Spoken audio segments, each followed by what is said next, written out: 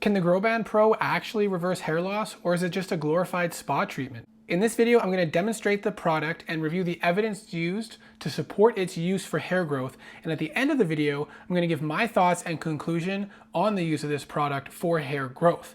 Now, before we go any further, I do need to disclose that this product was sent to me for free instead of the $400 to $500 that it costs to purchase online. My opinions are allowed to be my own, but also they require that I provide a link to purchase the product in the description and a comment of this video. So if at the end you want to purchase it, you can do that through the link. And every time somebody purchases it through that link, I get a share of the profit. So that automatically biases the presenter to want to embellish maybe the product a little bit. And so I have a feeling that that's why a lot of people have such great things to say about this product, but I can assure you it's not going to change my opinion at all. And so please stick around to the end so you can see my conclusion on this product. First of all, there are a variety of causes for balding. Not all of it is a one-size-fits-all, so please go see your doctor to discuss what might be contributing to your hair loss and make sure that you are getting the appropriate testing done if there might be something bigger going on. Now, I am going to read most of this from my notes because I want to make sure I'm presenting the information and evidence accurately and make sure I'm portraying an accurate view of the evidence and my opinions. The most common cause of balding is androgenic alopecia, or male baldness, which makes up about 95% of balding in men. Now, the hallmark of this disease is follicular miniaturization, which leads to decreased size of the follicle, and eventually the hair can't get through and growth is not supported. To support adequate hair growth, the blood supply has to be there as well. But there's no direct evidence that demonstrates that the blood supply plays a major role in hair loss, meaning that the decreased blood supply is the cause of hair loss in androgenic alopecia. There is, however, good, long-standing, and repeated evidence of the theory that androgen plays an effect in the hair loss as a direct factor. Now, overall, men with androgenic alopecia also have between 2 to 3 times less subcutaneous blood flow in the scalp compared to healthy men. However, there's no evidence as to which comes first. Perhaps the decreased blood flow is a secondary effect of the androgen effects at play, or the balding effects at play, rather than the blood flow being decreased causing these other effects. And there is nothing in research so far linking the blood flow to be the actual cause. Now, minoxidil, the first medication approved for androgenic alopecia, is very effective. And they have noticed that it does improve blood flow to the scalp. But again, the evidence doesn't support that that is the main cause for its beneficial effect on hair growth. But that is what, obviously, a product whose main focus of action is to improve blood flow would like you to think. And this is going to lead me to the first example of there is very little evidence so far for the mechanism of this product and its link for hair loss and hair regrowth. And that's a great opportunity for somebody to sell a product in a spot that has limited evidence, but some mechanisms that they can then leap from one to the next, which might have little evidence to refute them and make a case for their product. So because there isn't a well understood mechanism of action for minoxidil, and they have shown that there is also increased blood flow, they can say that that is a primary factor, and this product doing the same thing should have the same results. Another thing that they say is that minoxidil and the other medications for androgenic alopecia have terrible side effects, and you should avoid them.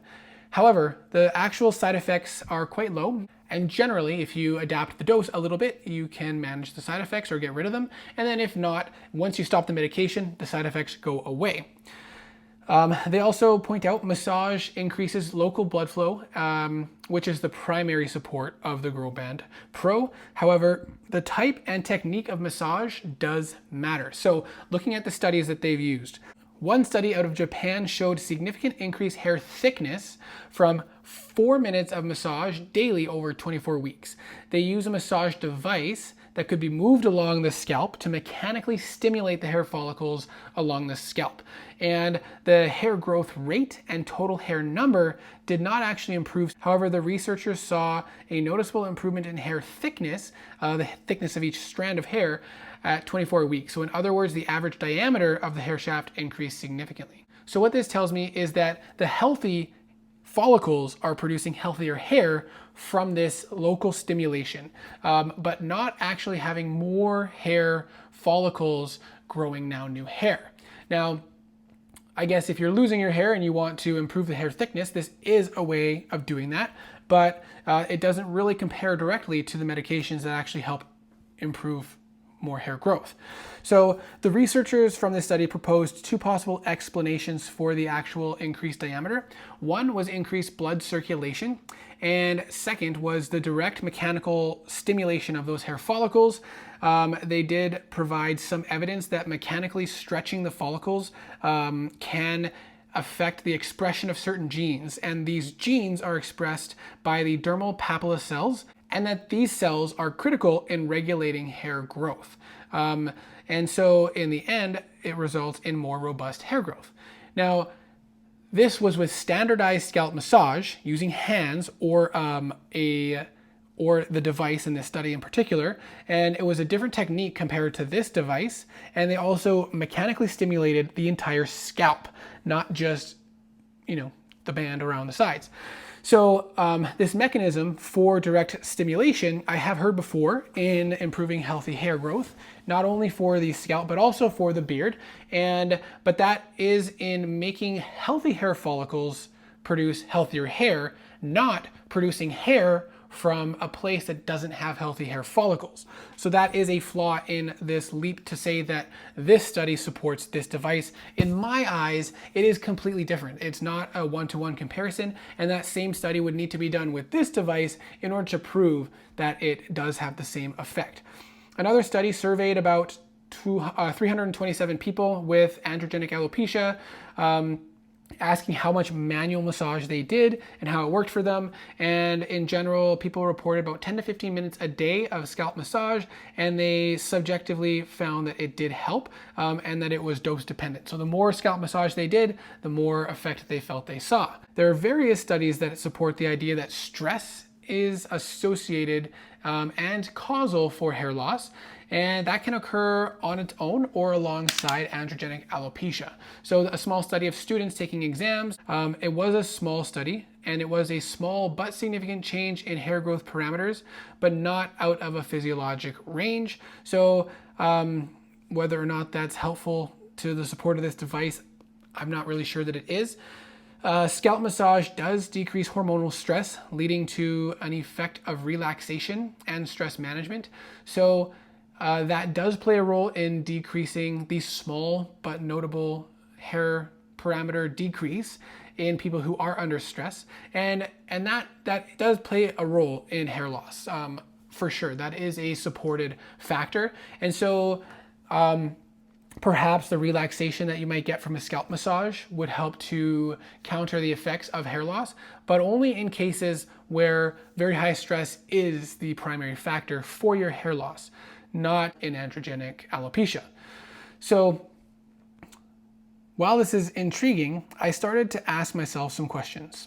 Is there any evidence that circumferential scalp massage leads to increased blood flow across the entire scalp? Well, in their beta test, they did say that they measured blood flow and that it did have a significant increase during and for several minutes or to an hour after, I think it was about half an hour after the use of this device, there was increased blood flow to the scalp.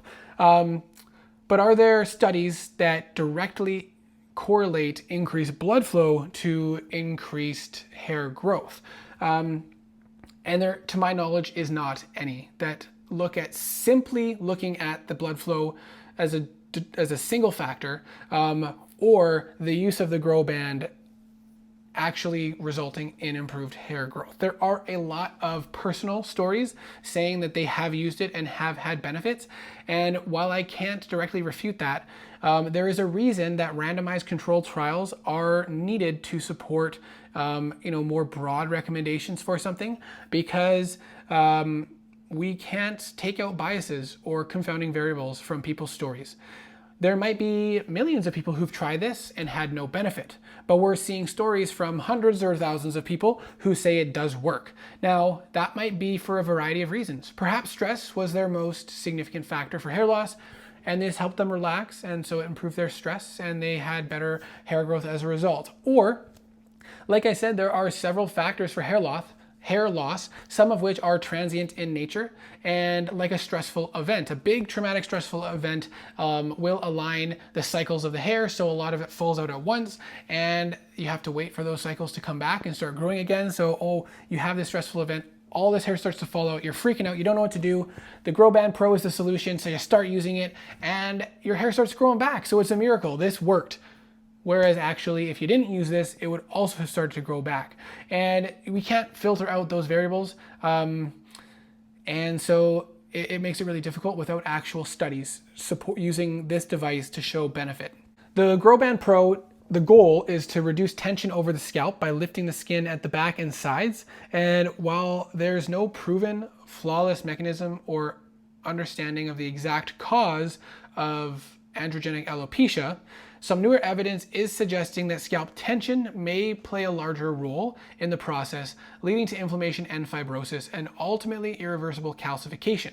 One thought on how this occurs is from tension, and that it reduces blood flow to the follicles. But again, there's nothing to prove that, and a lot more other evidence that has been reproduced has shown that it has a bigger factor with the androgens. So let's take a look at how this works. It comes with a kind of base device here. On it, when you turn it on, has these settings. The different settings are basically these seconds for how long it will inflate, hold the pressure, and then deflate, and then have a pause.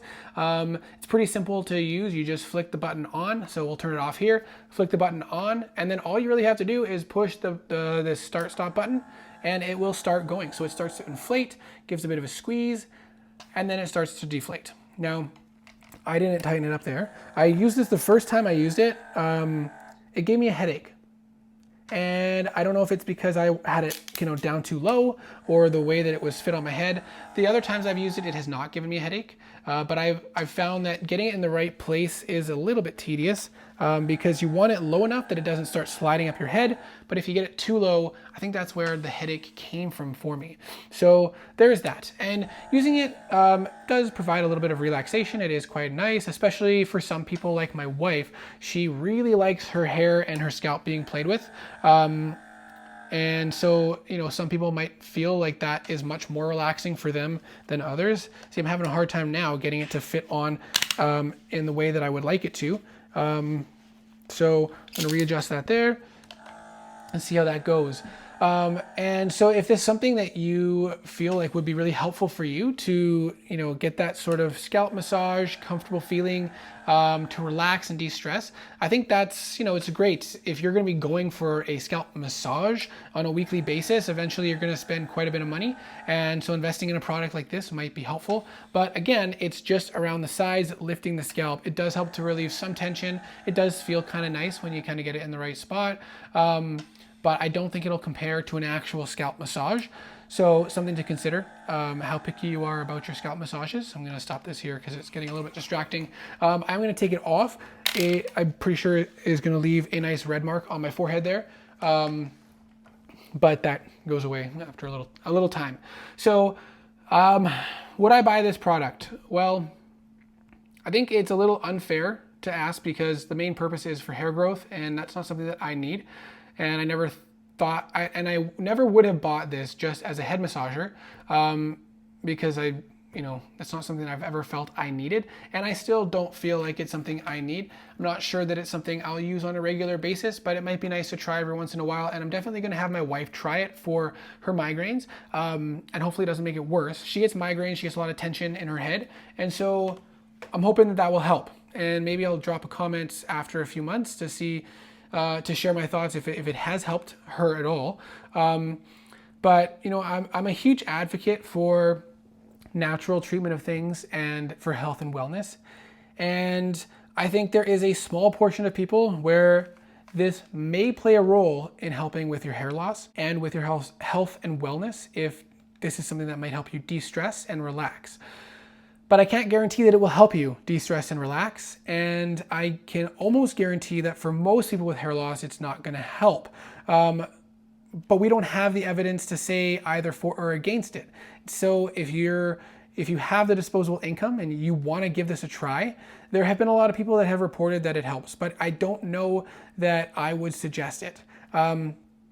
With everything, we have to weigh the risks and benefits. And with medications, there are some risks of side effects, but they go away when you stop the medication. The benefit is it is very well studied and well proven to improve hair loss. This medication has no evidence for supporting it, like real research studies or randomized control trials. It has anecdotal evidence and some poor mechanistic data to suggest a benefit from it. But there is actually a risk. Now they say on their website and in their videos, this is great because there's no risks, there's no side effects. Well, one side effect I had was a headache the first time I used it. But more than that, the risk that I see with this is if you rely on this for hair loss and it doesn't work, how upset are you going to be? If you don't care about your hair going away and you're like, yeah, let's give it a try, then sure, give it a try. But if you're really distressed about your hair loss and you want to keep it, I would not rely on this as your sole treatment factor. Maybe as an adjunct if you are starting medications and you want to use this as well. But I see a high chance of failure with this tool alone. And I would hate for somebody who is going to be very distressed with their hair loss to rely on this alone and lose all their hair. And that, to me, is a very big risk. I think there is poor evidence for this to work. The mechanisms that they rely on are not well supported. I really wanted to find a good reason to, like, at least say maybe for this reason it's a good option. But my experience with it, I don't find it super relaxing or as a nice head massage personally. So I can't even suggest it for that. Yeah, kind of disappointed, to be honest. I really did want this to work, not only because it would be a great option for people, but obviously I also wanted to be able to honestly recommend it as an option for me to make some extra money if people wanted to buy it. So I'm a bit disappointed about that factor too, and I ended up having to waste my time making this video because I agreed to do it. If you really want to give it a try, be my guest. It might be helpful for people with relaxation, which is also good for recovery. My channel is mostly about building muscle, and so if you can use this to rest and recover and reduce stress, that will help with being fit and healthy. But I don't really see a huge role of it for hair loss, at least not based on the evidence that is available at this time. If that changes, I will happily make another video in support of it. But again, if you want to give it a try, using my link does give me a small commission. If it says it's sold out, you can still get yourself on the list, is what I have heard. Let me know what your thoughts are, if you've seen this product before, if you've tried it for yourself, and I hope to see you in the next video.